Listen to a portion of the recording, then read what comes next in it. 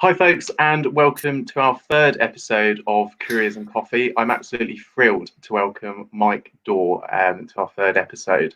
Mike is an enterprise advisor with me supporting schools in Ipswich. Alongside that, his day job is absolutely amazing, supporting governments around the world and international organisations around education, skills, training.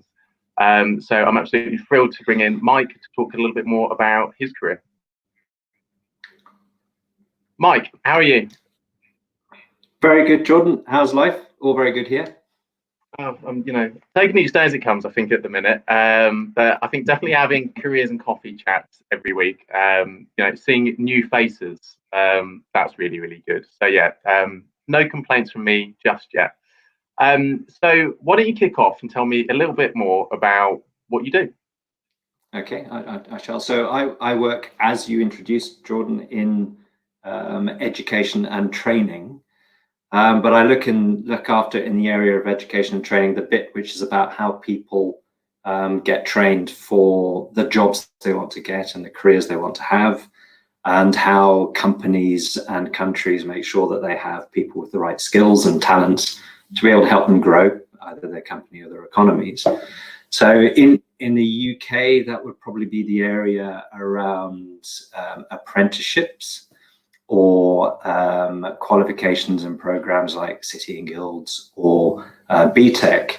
But in fact, I don't work in the UK or in Britain. I tend to work in other parts of the world, which are facing problems of either trying to grow their economies very fast or change their economies very quickly. So for instance, I work in the Middle East in countries which are trying to change from having economies which are based on oil and gas towards economies which might be working in renewable energy or might be going into tourism.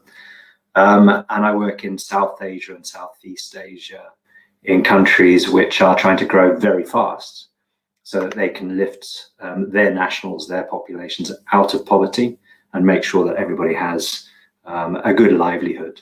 So those are interesting places because things are happening very quickly. And so we try and build education and training structures which help them get what they need. That's impressive stuff. And so it must be kind of nice to be back in Suffolk and not stuck in airport lounges for a little while.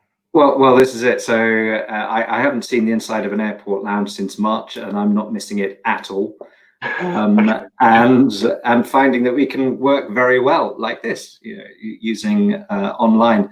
A lot of my work is about asking people questions and listening to them.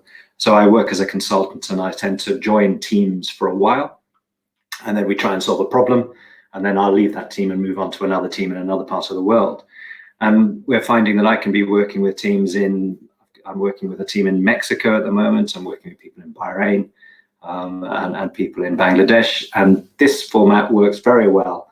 And as I say, it keeps me away from aircraft, which is fantastic. Yeah, I was going to say that's not a bad thing.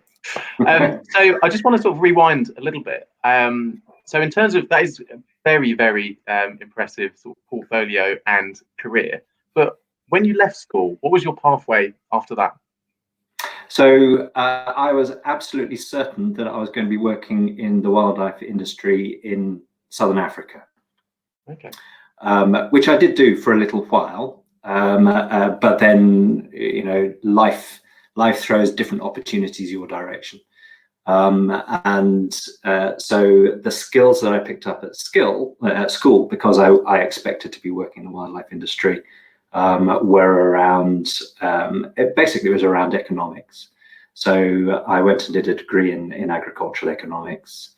And a lot of those skills that I learned there are directly applicable to the jobs that I'm doing at the moment, because of course the education and training which I look after is related to the economic growth of countries. And so and knowledge of economics has turned out to be really important. But yes, very importantly, the career I thought I was going to have is not the one I've had. I think that's normal, perhaps. And I think it's really, really good for more young people to hear that, you aren't going to be in the same job for your entire career. It's very unlikely that will ever happen, and that you can gain so much more from going into different career pathways, different jobs. And and you get to pick up so much more. I think if anything, your career and life and experiences become a lot richer. And so when you do go off to a new employer, you get to take all of those fantastic experiences with you and build on your own experiences. So I think it's brilliant that maybe, you know, you haven't necessarily pursued the pathway that you thought you were going to. So I think that's really, really good for young people to hear. Yeah. I think it's good to have a plan, but to change it when better ideas come along. Yeah, but I think the sort of environment that we're living in at the moment is definitely testament to a lot of plans definitely being changed. So I know that when we met, blimey, I want to say sort of 18 months ago or so, when you became one of my fantastic volunteers, we had a common interest that was on social mobility, and that you do so much work overseas for foreign governments and organisations around perhaps tackling their own inequalities and social mobility. But for you, it was, well, what's happening on your doorstep right now? So what do you see as some of the issues locally around social mobility, and what does that mean to you? Well, I think firstly, you know, why is social mobility important? You know, there are sound economic reasons. So I think it's pretty well known that where you have people who are able to get those jobs and careers that they want, and they aren't prevented from having those jobs and careers, you tend to have a more lively economy. Skills and talents tend to become more available, and economies grow. So you know, there are sound reasons why you would want social mobility. But I think probably the reason why most people who work in the area really want to do it is there's an underlying feeling of justice. Yeah, I think there's a strong belief, certainly in my field of work, that people should be able to do what they want to do, follow their aspirations in their careers, and things which unfairly prevent them should be removed. So they should have access to the training they need to be able to get the skills that they need to get the jobs they want, and they should have access to information which allows them to understand how they would move into their careers. What gets in the way? I think, you know, often if there isn't growth, so if there aren't new companies growing up, if there aren't opportunities for companies to grow, then there are fewer opportunities. So making sure that there is a sound climate for investment and for companies to work is very important. But I also think that education and training is vitally important. And of course, I'd say that because that's the area I've chosen to work in. I feel that it is important. And so, you know, people should have access to training which leads to that job and that career. And I think that training should lead from one thing to another. So you might have a certain type of training to get you onto your first job, but then you should have some clarity about what's necessary to learn and move on to your next job. I think that's fantastic advice. And I've also just seen a question. So what advice would you give towards young adults who are unsure of their future career path? I think it's important to talk to lots of people and to be curious about the world around you, and to find ways to learn about different careers and jobs. I think it's also important to understand that career paths are not straight. People tend to weave through their lives from one career to another.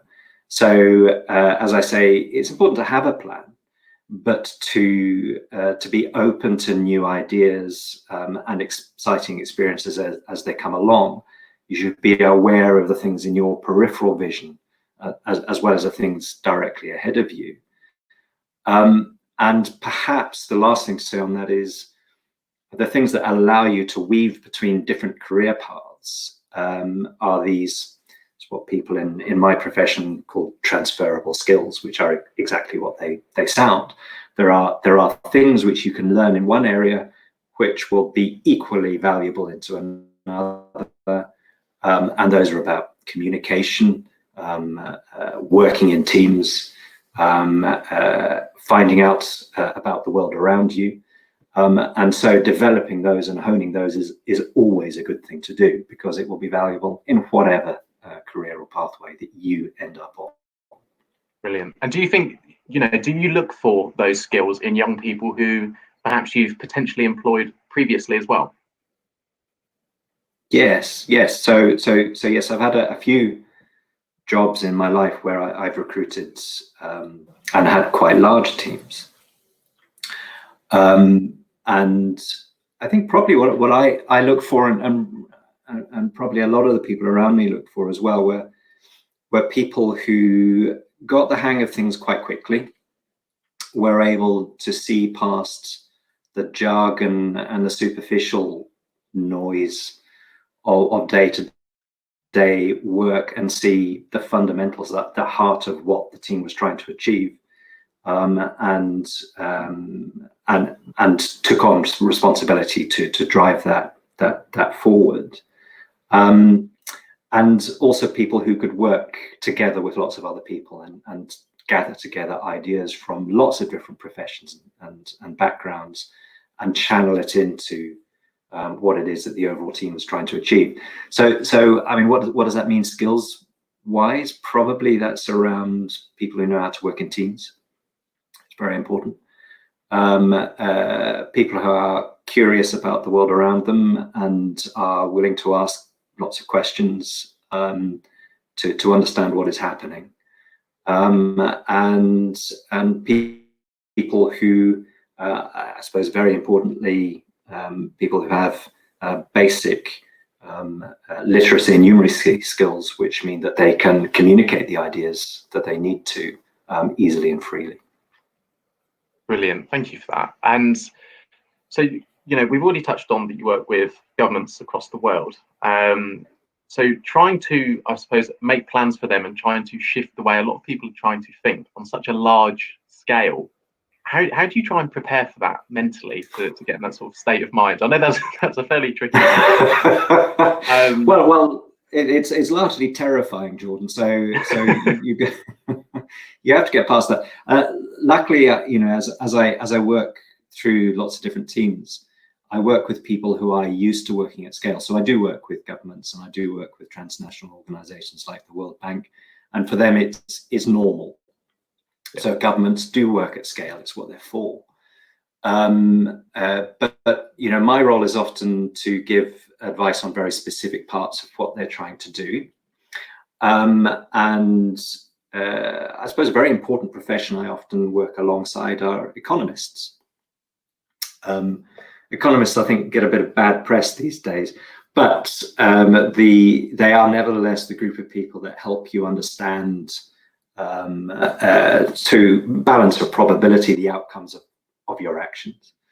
And they also provide the data to help us understand how well we did things in the past worked, and help us to be more sophisticated about how we do those things in the future. So I suppose, in answer to your question, how do you prepare for it?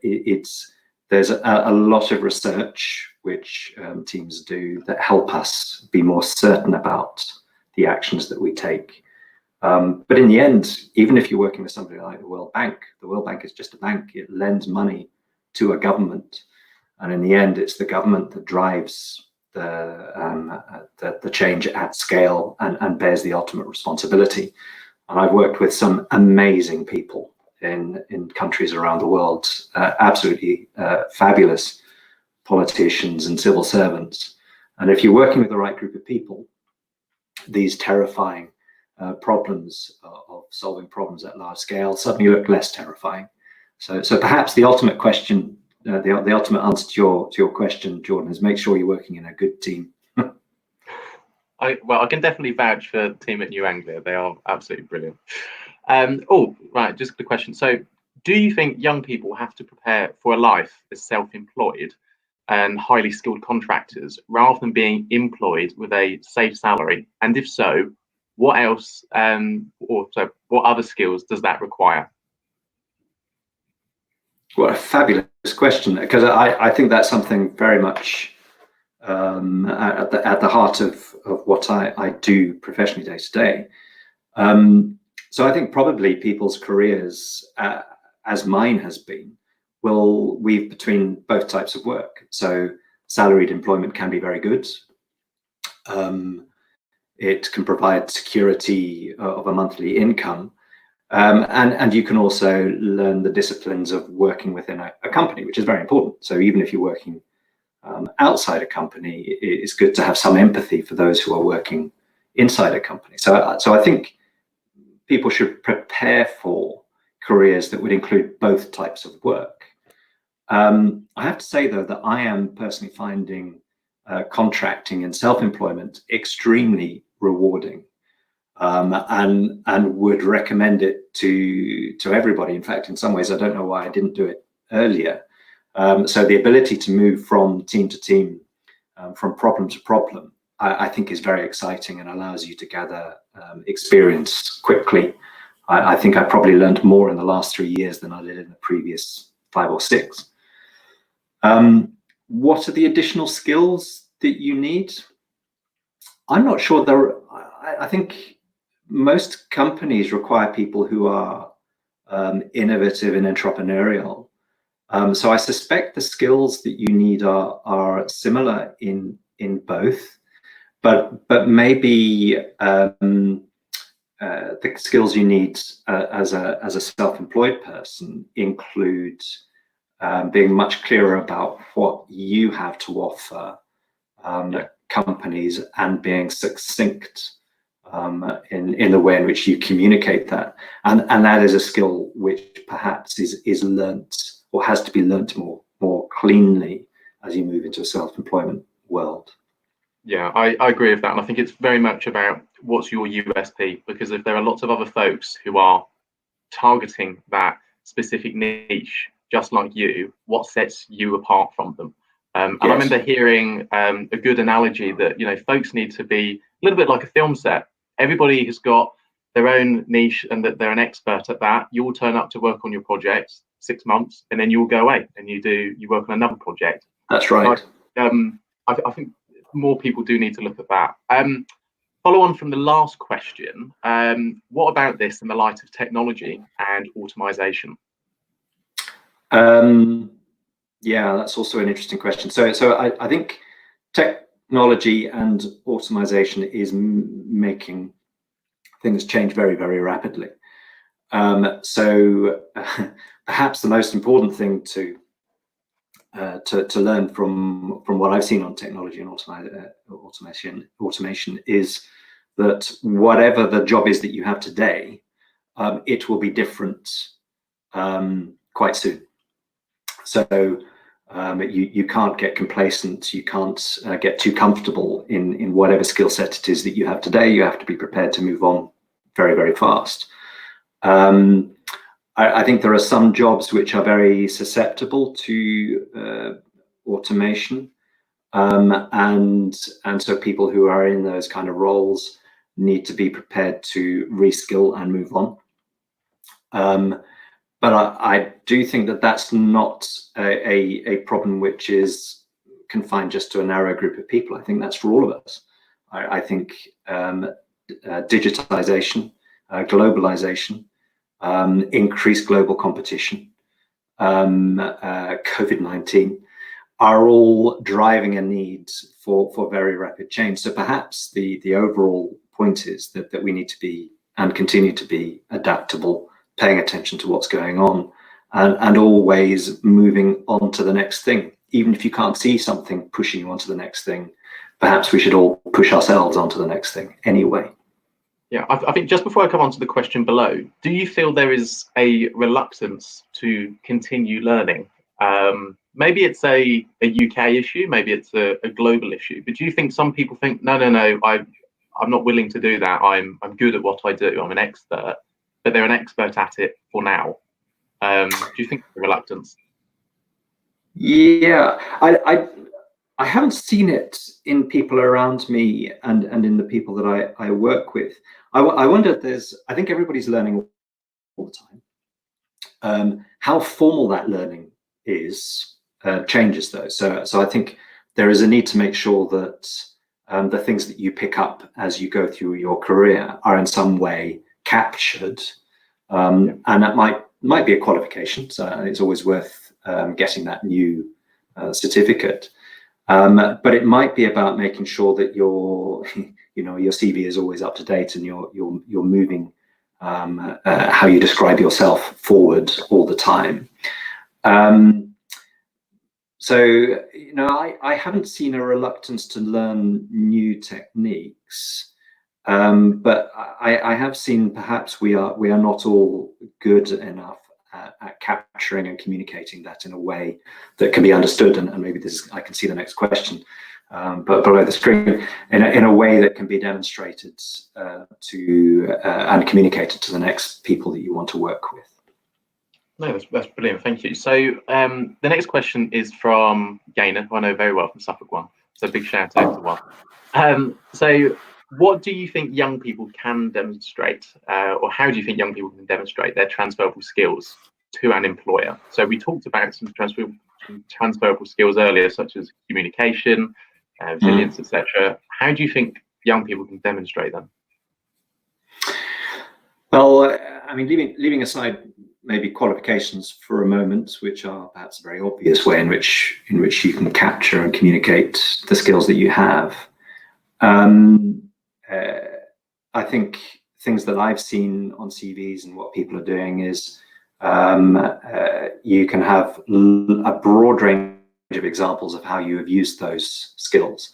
So people who are volunteering, for instance, and perhaps have used communication skills in a voluntary context, not just in their work context or in their learning context, that can be quite a powerful way of demonstrating that you've acquired those skills.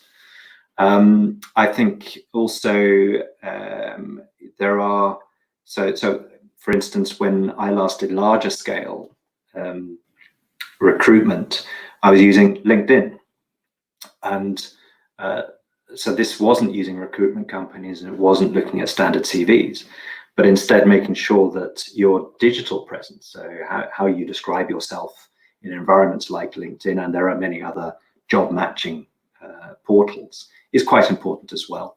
And some of those have got some interesting ways in which you can badge the skills as you acquire them. So if people that you've worked with, either in a work or educational voluntary context, have recognized in a skill that you have, they can support your claim to being a good communicator or a good team worker.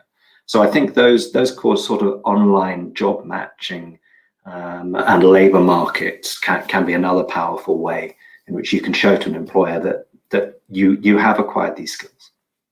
And I think you're spot on with that. In terms of LinkedIn and a person's digital presence, it's the first thing that people go to have a look at their experience, get a feel for that sort of person. We've all sort of online stalked our new colleagues to see what they're actually like. And so I think having someone's digital presence, that is so important. I think more young people do need to adopt things like LinkedIn, because if we're hiring, that's the first place you go to, and I think it gives you more of a accurate picture of who that person is up until that day, what they've been posting, what they've been liking, even more so in some respects to a CV. Right, next question. How do you make yourself stand out online, especially as a young person without much experience? Yeah, another interesting question. I think perhaps two sides to that answer. Speaking as somebody, again, who used to employ a fair number of people. Firstly, I think being very clear about what the skills are that the employer needs, and you don't have to do much research online to know what they are and to use the right words. So being good in teams, being a good communicator, find out what that role needs and describe it very succinctly, using words that an employer would use. rather than perhaps words that an educator might use. So using the word.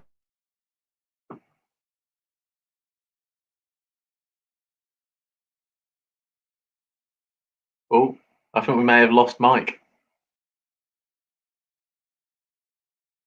Yes, I think we may have there. We might be reconnecting. Well, I know what one of the questions. Jordan.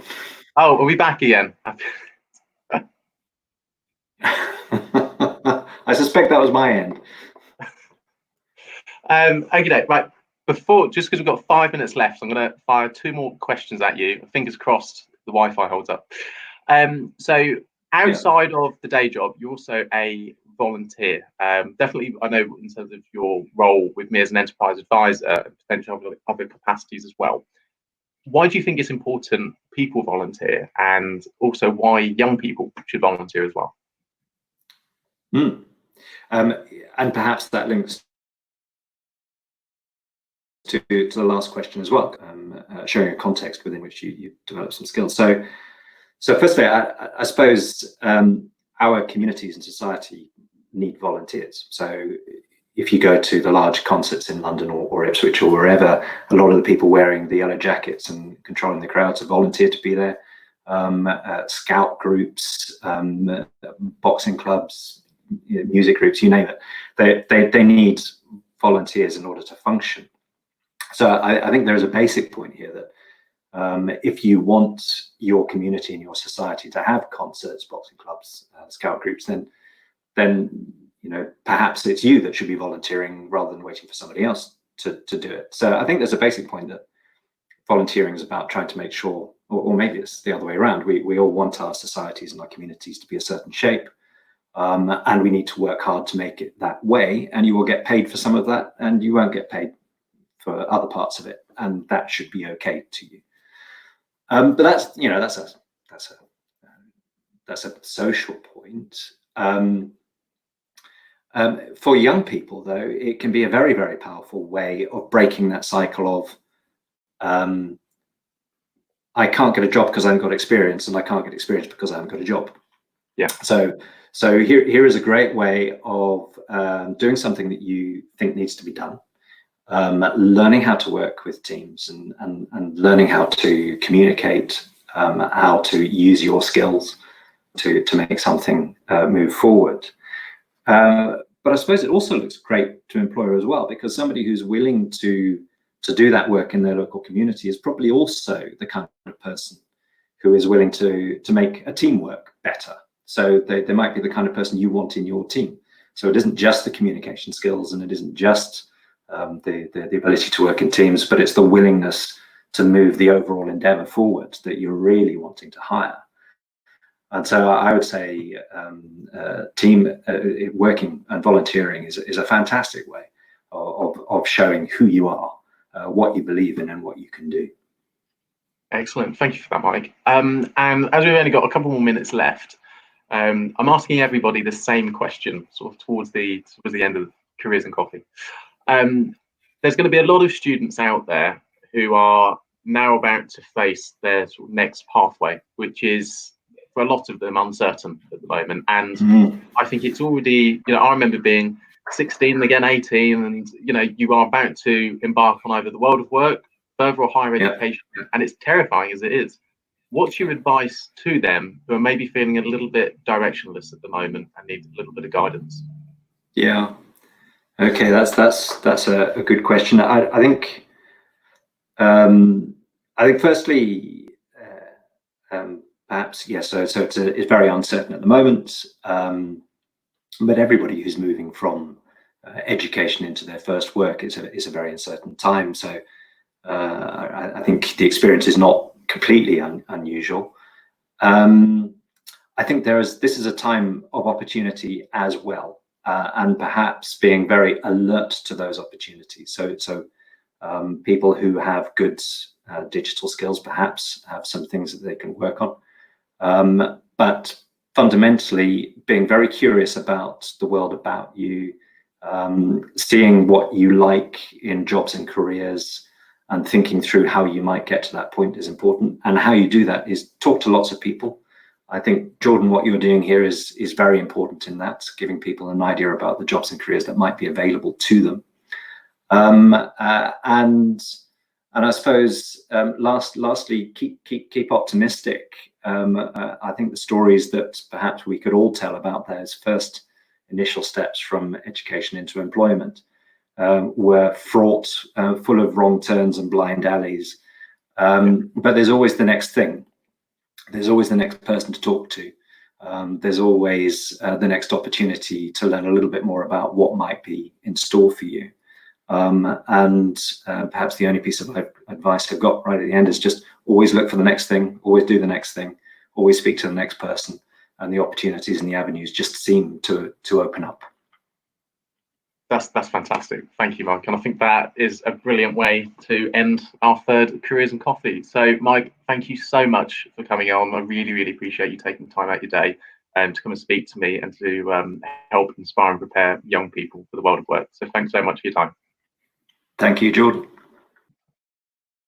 Okay, folks, so that was our third episode of Careers and Coffee. A huge thank you to everybody who's been posting comments on the side, to the viewers who are watching it, and also all of the people who then carry on watching this. I hope it's just as inspiring to watch it as we enjoy making them. So thank you so much. Our next episode is this Thursday. I'll have on Anthony West, who's a financial advisor. So he'll be talking to me about careers in the financial sector, his own career pathway, and some of the skills he thinks that young people need for the world of work. So this Thursday, 12:30 to 1. Looking forward to seeing you again.